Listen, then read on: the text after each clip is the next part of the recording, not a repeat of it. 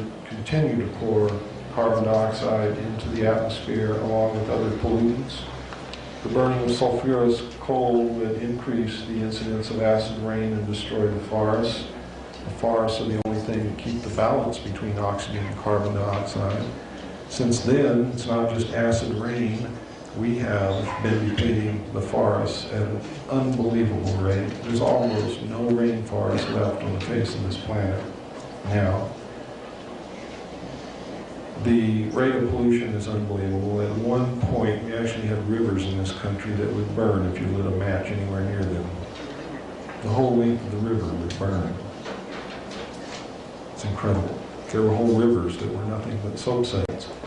We're getting better at doing that. But we've got to get even better and better. We've got to stop using fossil fuel. We've got to stop. We've got to do whatever it takes, even if it goes back to a simpler lifestyle. We've got to do that, simply because the Earth is a very fragile place.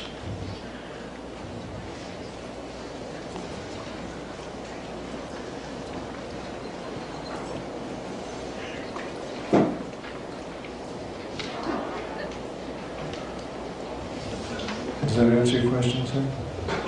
Okay. The government, the elite have taken care of their own survival in case the Earth does so-called self-destruct. They have places that they can go. Yes, sir?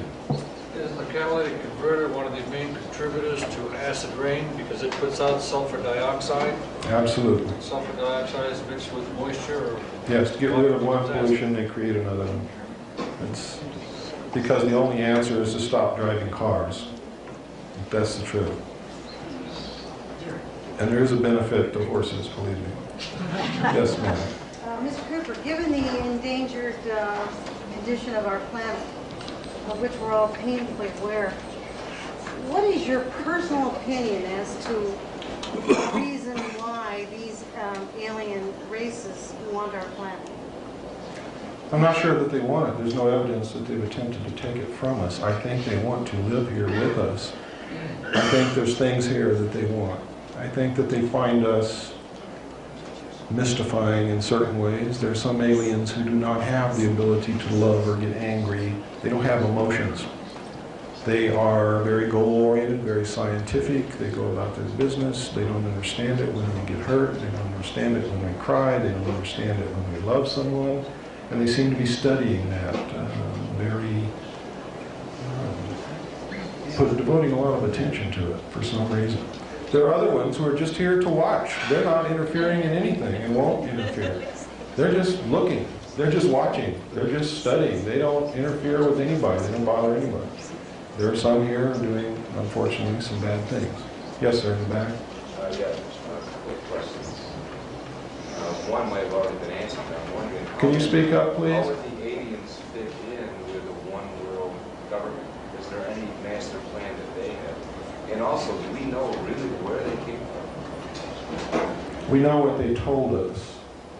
For instance, the group we have the treaty with told us they came from a planet that revolves around a red star in the constellation of Orion, which we call Betelgeuse. Well, wherever they came from before they came from where I'm going to tell you they came from, they really came from the planet Mars, and they may have come from somewhere else before that. But I know for a fact they came here from Mars. From Mars. We have found, ladies and gentlemen, the remains of an ancient civilization on the planet Mars that have at least reached the Bronze Age. And we have found that someone has been living underground on Mars. And I think it's these people who came here from Mars. The Mars phase is not something new. We knew about that on before May the 22nd, 1962. When our first space probe that we sent to Mars landed, before it landed, it had made quite a few revolutions around the planet Mars in the atmosphere. It was a winged probe. It actually landed on the surface of the planet on May the 22nd, 1962. Contrary to what you've been told.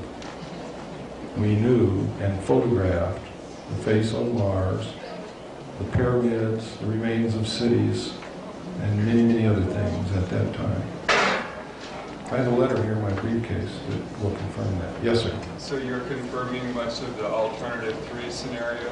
Alternative 3 is absolutely true. Now, in the book, you will find some misinformation, because as they reveal these things to the public, they also put in things that can be proven false in case they ever want to renege on it.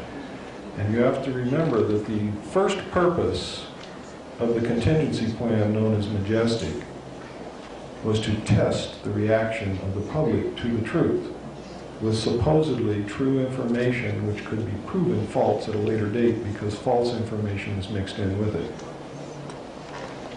Does everybody understand how that works? Got it. Yes, sir.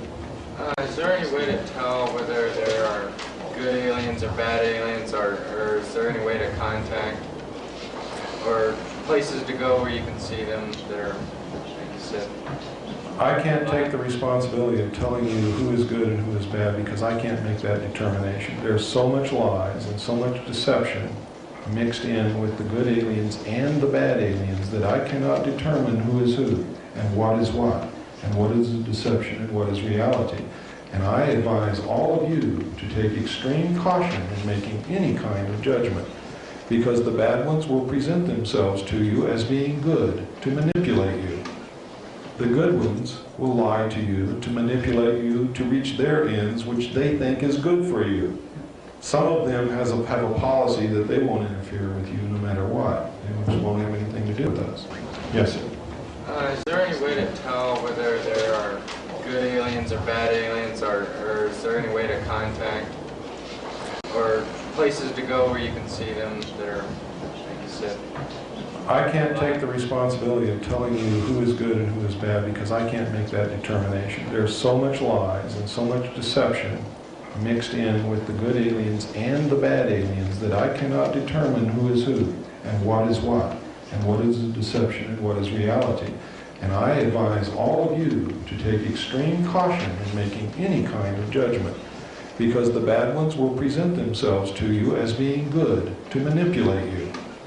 The good ones will lie to you to manipulate you to reach their ends, which they think is good for you.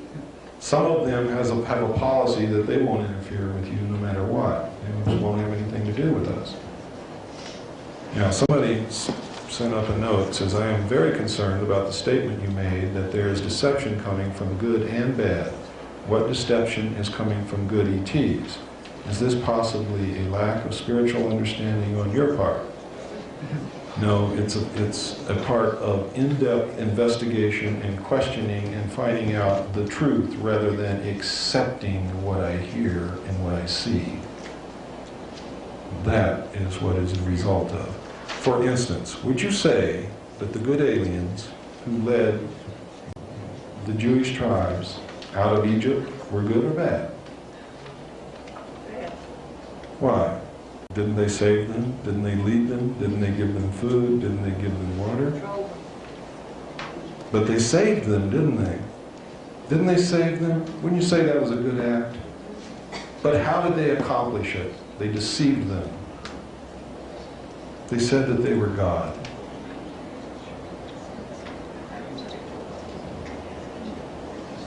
The aliens that came to Earth in the ancient times told the people they were gods. Generally, they helped them, but they deceived them, they lied. I'm not capable of telling what's a lie and what's a deception, and I still believe in God. I still believe in Jesus. I'm a devout Christian. But I know that much of what is in the Bible is of alien origin, because I have done my research, and it is without a doubt that much of our religious history is alien manipulation. I still believe in God. I still believe in Jesus Christ. I am still a Christian. I'm hanging on to my faith. Because I believe that they have used our faith and the truth in some way to manipulate us into whatever way they wanted us to go. I think they wanted to hasten our cultural and our civilization into a development in a right direction. But they did it by deceiving us, which is not good. person who's deceived ultimately finds out that they have been deceived. And when they find out they've been deceived, they ultimately hate the person that deceived them. And that is the ultimate end result of deception. Yes, ma'am? I have a couple of things. First, I have a copy of what you're selling. Uh-huh. I sent it to the cemetery, and I sent it to the Queen, and I sent it to the Supreme Court, and I haven't heard an answer. I would like to know what else you have that I can do to send it to somebody. Write a letter in your own handwriting expressing your own fears and concerns, and then follow it with a phone call and demand an answer. I told them that I wanted to. You have to keep, Expected an answer. you must continue doing that. As other people begin to do it with you, they are going to be forced to answer. I did the same thing you did. Only I sent 536 copies to every senator, every representative. I got 6 answers. 5 of those answers said that they were sending the information in my letters to my congressman as a congressional courtesy. The 6th letter was from my congressman saying, I don't know what this is all about. I never received anything. Yes, ma'am. And when I go to tell people about the road, I mean, I want everyone here to know, I mean, I almost felt like I had an ulcer. Nobody would believe me. They told I was negative. What are you doing talking about this negative stuff in the planet? You're crazy. There's no aliens. Welcome to the club. Yeah. What are you doing? No one knows about that other than myself and John Lear. We've been called kooks. We've been called mentally deranged. We have been laughed at. Would they make jokes about us on television and on radio? I don't care. No, I don't care either. I'm going to persist until we get results. The reason we're not getting results now is because you and I are the only ones writing.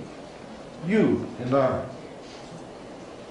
When he and she and he and he and her and she and everybody in here starts writing and their friends start writing and calling, then what do you think is going to happen? They're going to answer, but not until. Not until. That's why we need all of you with us. We need you marching right alongside of us. Ma'am, I care more about this country and the Constitution of the United States than I do about my life, because if they succeed in what they have planned for us, I would rather be dead. And also, I was raised that if you know you're right, you stand up and fight no matter what happens. No matter what happens. That's got to be done. John Wayne taught me that. That's pretty far-reaching now, though. Yes, sir. How many races are you aware of? How many what? Different races are you aware I am only personally aware of 4. of? What are they called? That's what's called the EVs. Along those grays which came here from Mars, which we have a treaty with, the group called the Nordic and the group called the Orange. Okay, at the time that our government made the contract with Along Those Grays, weren't they offered a alternative with a more, quote, benevolent Yes. group? And If you move into a new neighborhood, okay, and I belong to one gang and she belongs to another gang. She's a very nice looking lady, isn't she? And she comes up and tells you, hey man, you moved into this neighborhood, watch out for old Bill over there. Bill's mean. But I'll help you, and I'll protect you. And I won't let Bill do anything to you, provided you get rid of all your knives and guns and don't ever lock your doors. What are you going to do? I'm probably going to go with you. There you go. See, I think they made the right decision when they turned down the initial offer, because they were faced with so many uncertainties and so many different things happening, and alien races from other planets. I mean, my God, I look at the technology that they have, and you want us to disarm? Are you got bats in your belfry? I think at that time their decision was right. Their decision to self-product the American people was wrong. Their decision to make a treaty with an alien race without the advice and consent of the Senate under the Constitution was wrong. It's illegal. Lying to the American people all these years, manipulating us, controlling us, literally ripping up the Constitution and putting it in Ollie North's shredder